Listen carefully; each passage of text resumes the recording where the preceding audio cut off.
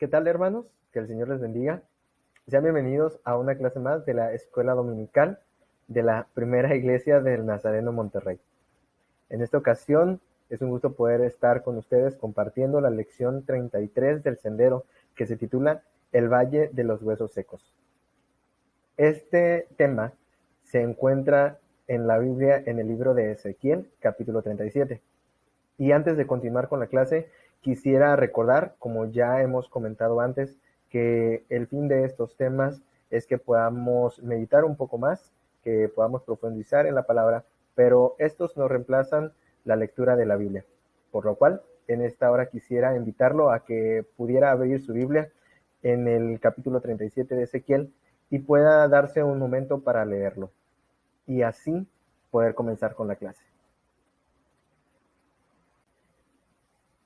Bien, hermanos, como ya tuve la oportunidad de leer el pasaje, quisiera que comenzáramos poniéndonos un poco en contexto.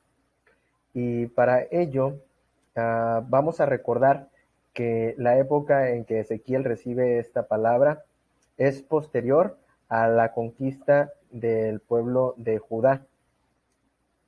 Como usted puede recordar, años antes, el pueblo de Israel se había dividido en dos reinos, el reino del norte y el reino del sur. Esto con los hijos de Salomón. Y la historia de los reyes que vemos en la palabra, vemos cómo estos dos pueblos tienen sus vidas y sus reinos separados. Para la época en que Ezequiel está escribiendo esta palabra, el pueblo de Israel o el pueblo o el reino del norte ya había sido conquistado. Ahora era el turno del pueblo de Judá, y es en este tiempo en el cual, posterior a la conquista, Judá se encuentra deportado y sufriendo, y el Señor lleva al profeta a un valle para mostrarle lo que ha de acontecer. El pasaje comienza con las siguientes frases. El verso 1 de Ezequiel 37 dice, en la Nueva Traducción Viviente: El Señor puso su mano sobre mí, y fui llevado por el Espíritu del Señor hasta un valle que estaba lleno de huesos. El Señor me condujo por entre los huesos que cubrían el fondo del valle. Estaban desparramados en el suelo por todas partes y completamente secos. Luego me preguntó: Hijo de hombre, ¿podrán estos huesos volver a convertirse en personas vivas? Oh Señor soberano, respondí, solo tú sabes la respuesta. Aquí el profeta comienza con una frase que es conocida en el Antiguo Testamento y se menciona seguido para dar a entender cuando Dios se revelaba de una manera específica para un llamado a la acción a personas específicas.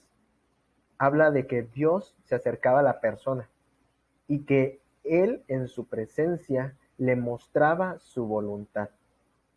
El Señor puso su mano sobre mí.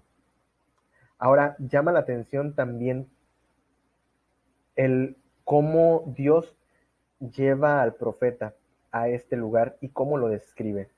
Es un lugar donde había huesos que cubrían todo el valle.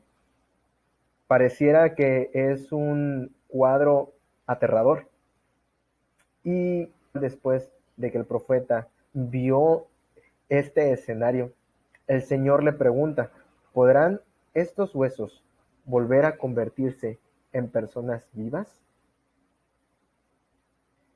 Creo que podría haber muchas respuestas que el profeta Ezequiel hubiera comentado, pero aunque pareciera un poco simple, su respuesta habla de lo que él sabía y conocía de Dios. Él previamente ya había profetizado acerca de la conquista y había hablado al pueblo de que Dios daría el castigo, lo cual ya se había cumplido para este entonces, y el pueblo ya sufría las consecuencias. Entonces, aunque pareciera que esta respuesta se quiere deslindar de responsabilidad, más bien creo yo que es la forma en la cual el profeta le estaba diciendo a Dios: realmente tú puedes hacer cualquier cosa, ya sea que estos huesos se queden como estén, sin hacer algún movimiento y que esa sea tu voluntad. O también tú puedes, como tú estás preguntando, volver a convertir en personas a estos huesos. Detengámonos un poco para poder apreciar todo lo que esta parte del pasaje quiere mostrarnos. Habla de un estado de ánimo, de una condición. Describe cómo el pueblo se sentía en ese momento. Los huesos secos pueden indicarnos una pérdida de toda posibilidad de esperanza y de fe. ¿Alguna vez nos hemos encontrado en una situación en la cual nos sintamos de esa manera? El pueblo en este momento había perdido su hogar, había perdido todo lo que ellos conocían y se encontraban en un lugar nuevo, en el cual tenían que reiniciar. Se sentían como muertos, porque no estaban en la tierra que Dios les había dado, porque no estaban en las condiciones que Dios les había prometido si eran fieles. Obviamente esto era consecuencia del pecado y de su mala conducta, del hacer lo malo y de irse con otros dioses.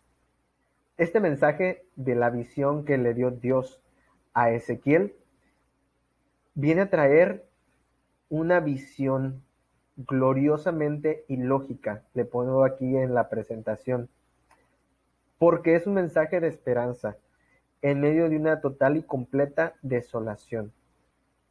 Ahora, pudiéramos traer esto un poco a nuestro tiempo. Detengámonos un poco y pensemos, como les hacía una pregunta hace unos minutos, ¿qué podría ser esto que sintiéramos de la misma manera? A lo mejor traído a nuestro contexto, obviamente no estamos, gracias a Dios, deportados en algún lugar lejano, pero ¿qué podría ser?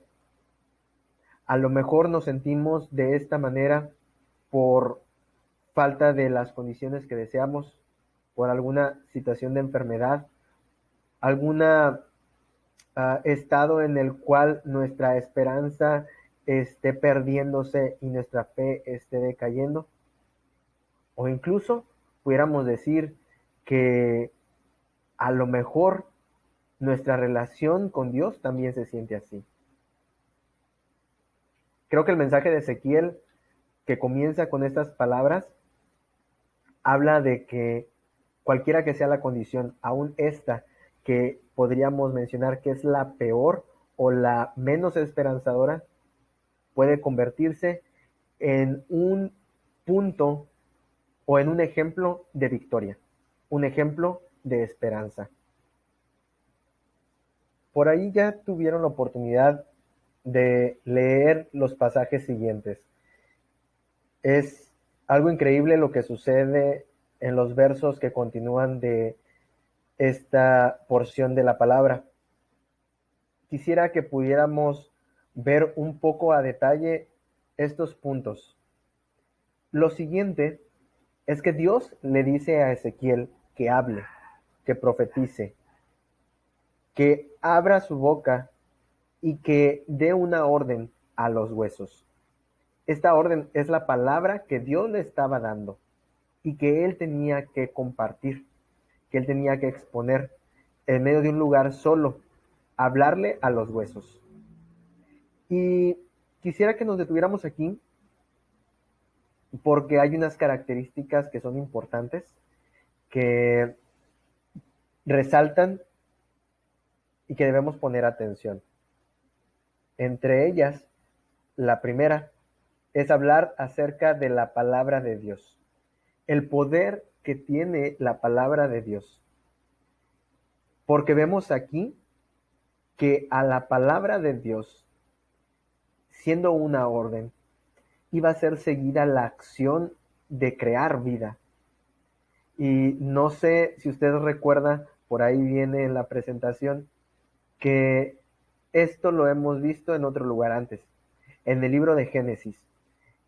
En Génesis, el capítulo 1, podemos ver cómo Dios, cuando está en la creación del universo, de la nada crea todo, a través de su palabra, a través de la palabra de Dios. El poder de Dios se expresa y se cumple. Y en esta ocasión, a Ezequiel le toca otra vez corroborar el poder de creación de Dios, como lo fue en su momento en el libro de Génesis. Otra de las características de la palabra de Dios es que da vida. Y en Juan 6:68 vemos cómo Pedro, después de ser cuestionado por Jesús, él responde y le dice a él: ¿a quién iremos? Tú tienes palabras de vida eterna. Es una realidad que nosotros debemos recordar en todo momento, que la palabra de Dios tiene el poder para cambiar todas las cosas, porque Él a su sola orden puede hacer que circunstancias, que situaciones, que problemas puedan cambiar radicalmente, dar un giro de 180 grados y cumplir el propósito que Él tiene. Como segundo lugar, también quisiera comentarles que llama la atención lo siguiente. En esta ocasión, como ya les había comentado, otra vez es Dios dando palabra para crear como en el Génesis, pero con la diferencia de que ahora el profeta Ezequiel fue invitado a expresar y a dar esa palabra por él mismo. Dios tenía el poder y podía haber dado esa orden, podía haber expresado esa palabra directamente a los huesos. Él en su sola potestad habría hecho que los huesos cobraran vida, que los huesos pudieran otra vez tener carne en ellos, tendones y tejidos, y que todo este pasaje se realizara y se llevara a cabo. Sin embargo, está invitando al profeta a que él participe en la obra. Su participación puede parecer muy pequeña, únicamente decir lo que se le dijo. Sin embargo, cabe aquí hacer el comentario que Dios es el que toma la iniciativa para que el profeta Ezequiel pueda ser partícipe, pueda él compartir esa palabra que se le había dicho para que el milagro sucediera.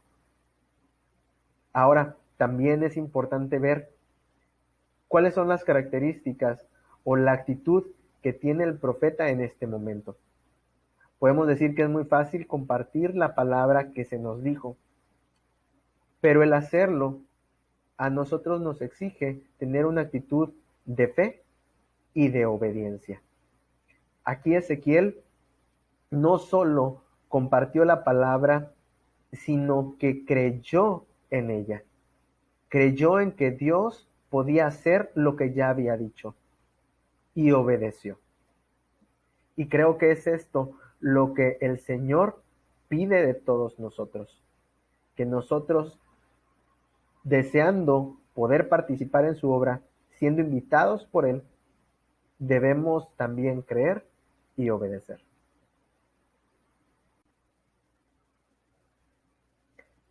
Acto seguido, la Biblia lo expresa de una manera increíble, los hechos. Ezequiel habla la palabra, profetiza a los huesos y comenta la Biblia que entonces al momento de él estar hablando, al momento de él dar la orden, van adquiriendo la forma de personas. Posterior a ello, Dios le habla a Ezequiel y le dice que profetice para que el Espíritu venga a ellos y que entonces haya vida en estos cuerpos. Y así sucedió.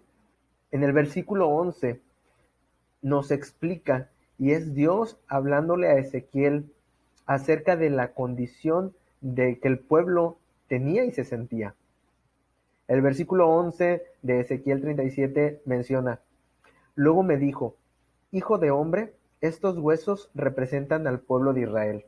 Ellos dicen, nos hemos vuelto huesos viejos y secos. Hemos perdido toda esperanza.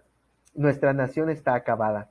Por lo tanto, profetiza y diles, esto dice el Señor soberano: oh pueblo mío, abriré las tumbas del desierto y haré que te levantes. Luego te regresaré a la tierra de Israel.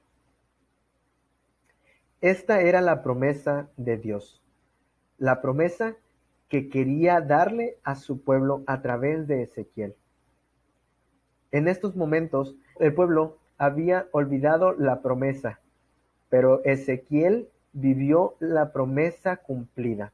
Él fue partícipe de ver cómo Dios haría que otra vez espíritu de vida volviera a los huesos, como también Israel volvería a la vida, volvería a estar otra vez como un pueblo y otra vez estar en su tierra. Él podía ahora compartir lo que Dios iba a hacer. Ahora, Dios había prometido que los haría volver, así como en su momento prometió que iban a ser castigados. Dios va a cumplir esa promesa y está invitando al pueblo a creer que lo va a realizar, que así como cumplió antes, lo cumplirá nuevamente.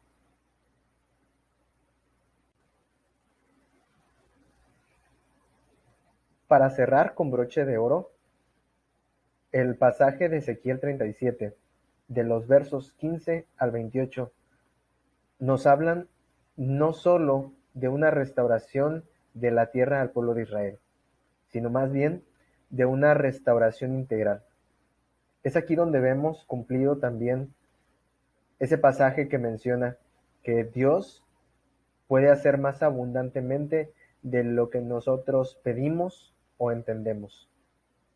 El pueblo de Israel había perdido toda esperanza, pero Dios, a través de Ezequiel, les estaba reiterando sus promesas, pero no solo quedaban en darles, devolverles la tierra que habían perdido, el devolverles sus casas, sus hogares. La visión de Dios va más allá, aunque nosotros no lo vemos o no lo entendemos siquiera. Y en los versos 15 al 28, Ezequiel tiene otro llamado de parte de Dios. Le vuelve a hablar y le da ahora otra figura. Habla acerca de unos trozos de madera, en los cuales iba a poner los nombres de Judá y de Israel, y que estos iba a juntarlos. Y a través de ello, cuando el pueblo le preguntara a él a qué se debía, él iba a responder que era lo que Dios iba a hacer en un futuro, que iba a unir, que iba a suceder lo que estaba planeado desde antes. Ya no iban a ser más dos pueblos separados, ya no iban a ser más pueblos en el extranjero lejos de casa. Pero junto con esta promesa vienen otras más que el Señor les está dando y que Él iba a cumplir. Aquí Ezequiel menciona alguna de ellas. Primero que nada, que volverían a ser un solo pueblo, Israel y Judá, que iban a ser como cuando fueron los tiempos de David. Además de que iban a tener una tierra permanente, una tierra en la cual iban a habitar, en la cual iban a construir nuevamente. Pero dentro de los pasajes también de este Ezequiel 37, menciona acerca del Mesías y habla que el Mesías iba a venir e iba a reinar y que iba a quitar toda la maldad y todo el pecado de su pueblo, para presentarse así un pueblo santo, que haría un pacto de paz para siempre con ellos, de tal manera que Él sería su Dios, que Él sería el único Salvador y que el pueblo sería santificado. poniendo en ellos su santuario.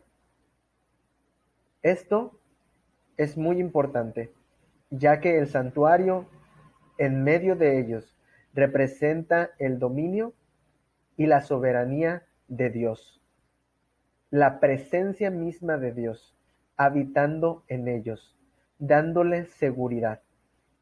Por mucho tiempo ellos pensaron esto cuando Dios les indicaba que iban a sufrir el castigo. Ellos confiaban en que el templo estaba ahí en medio de ellos y que entonces no iban a ser vencidos. Sin embargo, por su pecado sucedió. Pero ahora Dios está prometiendo que Él mismo haría que todo esto, que todos sus pecados serían perdonados y que nuevamente su santuario sería permanente en medio de ellos. Hermanos, con esto concluimos el tema del día de hoy. Pero quisiera que pudiéramos llevarnos el que meditemos cómo podemos traer estos pasajes a nuestros días. Y de entre ellos, poder recordar que si hay entre nosotros algunas situaciones, áreas en nuestras vidas, donde sean semejantes a una sequedad, a sentirnos como huesos que ya no tienen vida, Dios puede hacer lo mismo que prometió a su pueblo ahora con nosotros. Él está dispuesto a renovar, Él está dispuesto a rehacer, a crear nuevamente para su honra y su gloria. El Señor quiere y puede usarnos en sus planes. Solamente desea de nosotros obediencia y fe. Que nosotros tengamos un corazón dispuesto, una voluntad dispuesta a Él. Él es el primero en estar interesado en que nosotros participemos en su obra, así como lo hizo con el profeta. Pero debe de encontrarnos en esa disposición. También es importante recordar que cuando el Señor obra, lo hace de manera completa. Su visión va más allá, como dice su palabra, de lo que nosotros entendemos. Sus caminos son más grandes y más altos que los nuestros. Nosotros debemos esperar ser asombrados por Él y confiar en que Él hará. Y por último, poder recordar que Él cumple sus promesas, que Él es fiel. Como dice su palabra, Él no es hombre para que mienta, ni hijo de hombre para que se arrepienta.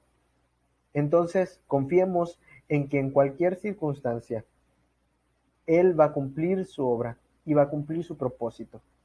Solo queda para nosotros el poder permanecer firmes delante de Él, buscando en intimidad su presencia, que Él va a dar la respuesta.